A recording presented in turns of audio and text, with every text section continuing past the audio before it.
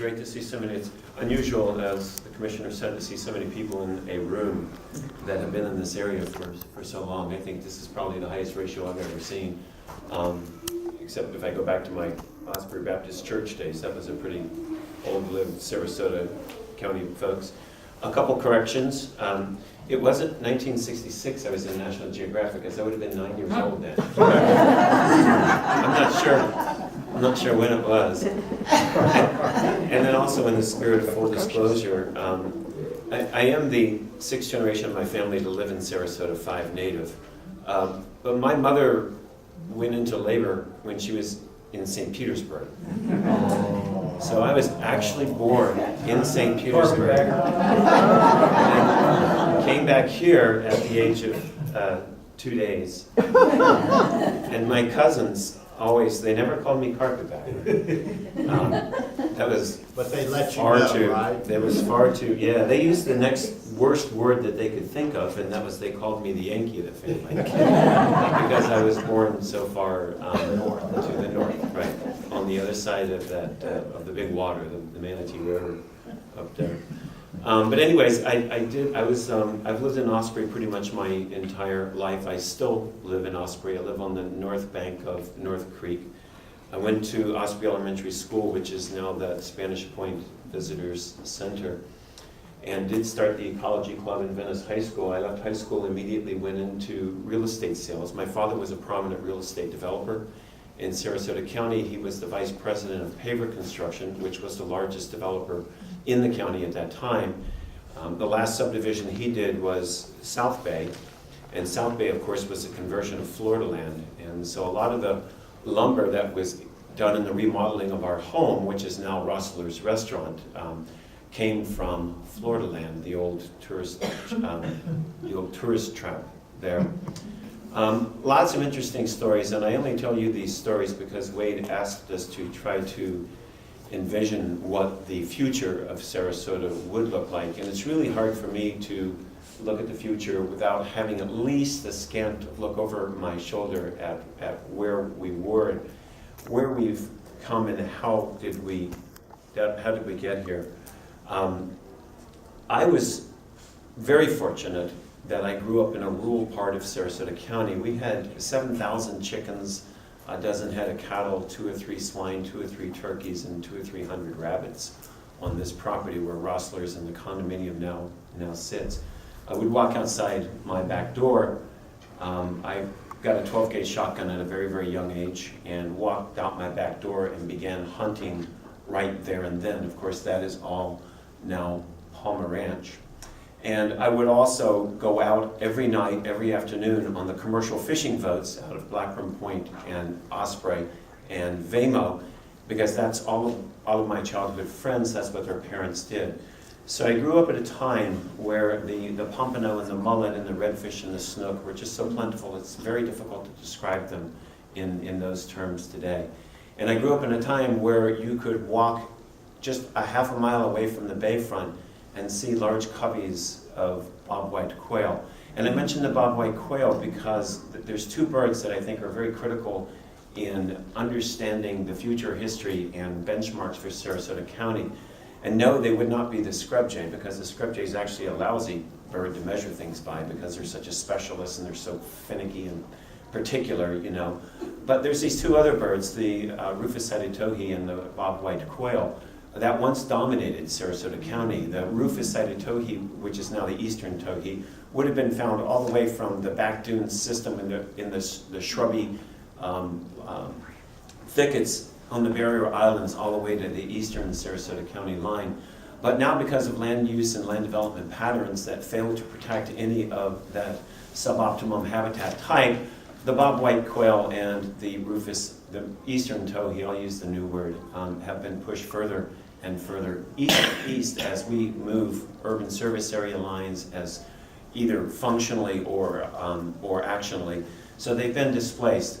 I also grew up in a period in Sarasota County where there was not a great deal of separation between the rich and the poor. You know, in Osprey, for instance, Osprey always has been a very, very poor town. most of the people in Osprey just didn't know that they were poor when they lived there. There were the nice homes on Casey Key, and Siesta Key was being developed, but the separation between the rich and the poor in Sarasota County, when you would go to church or when you could go to school, it was barely noticeable. So when I look back at those two really imprinted images of how I viewed Sarasota, and then I look forward, I guess I use them not so much as benchmarks to go back to, but as goals to strive towards. I still think we have a lot of opportunity in this community for a much better form and plan development pattern that we have that in fact sets aside these natural areas so that we don't confine all of our natural systems to public lands. I think that's kind of a default position that a lot of people go to. It's like, well, we've got this large expanse of public land, so we don't have to worry about it anywhere else, any place else.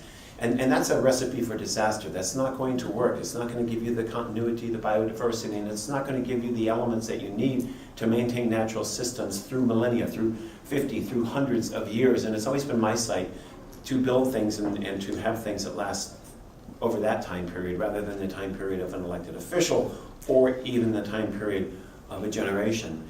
And I'll just close with this thought about the separation of classes in Sarasota. And this is something that has been growing at Sarasota, and most of the stuff I'm talking about is not unique to Sarasota.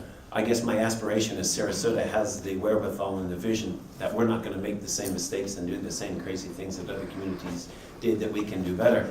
But I am now at the Gulf Coast Community Foundation. I do a great deal of work with not-for-profit agencies. And I've started doing a lot of research. As you know, I spend a lot of time working on impact fees and growth analysis. You know, how much do you have to charge for new development to have a break even for roads and for parks and for libraries. And what I've come across here in the last couple of years of my professional career is probably one of the greatest impacts that we are creating tax burdens, if you would, on all Sarasota County residents.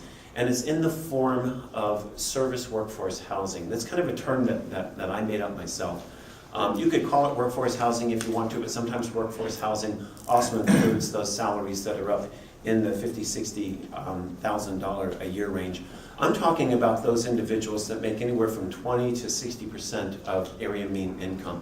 So that's about 20 some odd thousand households in Sarasota County that are actually making less money than they can actually afford to live here. I was at a Tiger Bay conference a Tiger Bay luncheon down in Venice recently, and everybody was excited about these brand new 25,000 unit developments that were going in.